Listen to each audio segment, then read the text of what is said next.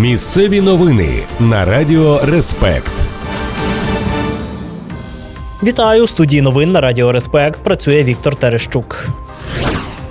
У Шепетівці під колеса мікроавтобуса потрапила велосипедистка. Аварія сталася вчора, 8 січня, на вулиці Митрополита Шептицького. За попередніми даними поліції, 48-річний водій автомобіля Mercedes-Benz наїхав на 68-річну жінку, яка їхала велосипедом. Потерпілу з травмами доставили до лікарні. За фактом ДТП розпочали кримінальне провадження. Правоохоронці з'ясовують усі обставини аварії.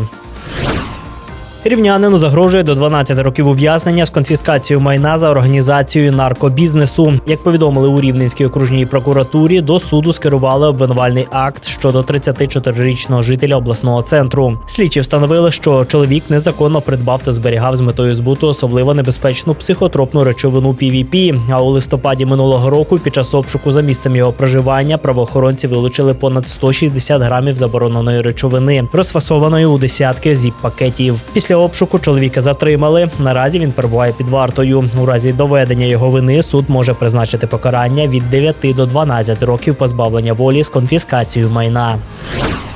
На Сарненщині поліція затримала 40-річного чоловіка, який на підпитку погрожував сім'ї гранатою. Подія сталася у селі Обірки. Жінка з дітьми встигла втекти до приїзду правоохоронців. Чоловік відмовлявся віддати вибухонебезпечний предмет, тож поліцейські застосували сльозогінний газ. Вибухотехніки вилучили навчально-тренувальну гранату, тротил та порох. Наразі вирішується питання про повідомлення йому підозри. Також на зловмисника було складено 2 адмінматеріали. У Хмельницькому поліцейські затримали 35-річного чоловіка, який намагався здати до ломбарду викрадену з торгового центру побутову техніку. За даними слідства, він виніс із гіпермаркету тепловентилятор, вай-фай-систему та пилосос, не заплативши за товар. Особу порушника встановили за камерами відеоспостереження. Менш ніж за годину чоловіка затримали в одному із ломбардів міста. Йому вже повідомили про підозру у грабежі. Наразі він перебуває в ізоляторі тимчасового тримання. Санкція статті передбачає до 10 років позбавлення волі.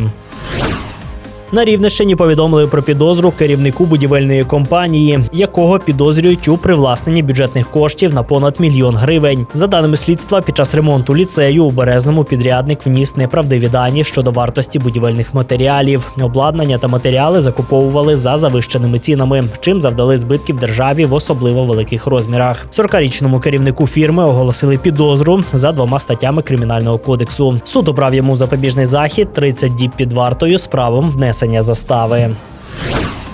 Рух трасою Київ-Чоп у межах Рівненської області повністю відновили. Усі проблемні ділянки, де напередодні були затори, зараз проїзні. Проїзд забезпечили, зокрема, біля сіл Зелений Гай та Турковичі. Там ситуація була найскладнішою. Дорогу розчистили вночі завдяки роботі шляховиків та узгодженим діям водіїв. Нині всі автошляхи державного значення на Рівненщині відкриті для руху. Водночас на окремих регіональних дорогах ще можливі ускладнення. В області працюють понад 7 десятків одиниць спецтехніки. Частину з них спрямували на місцеві дороги. Шляховики ж попереджують, що через снігопад ситуація може погіршитися біля села Крупець. Водіїв просять зважати на погоду та дорожню обстановку.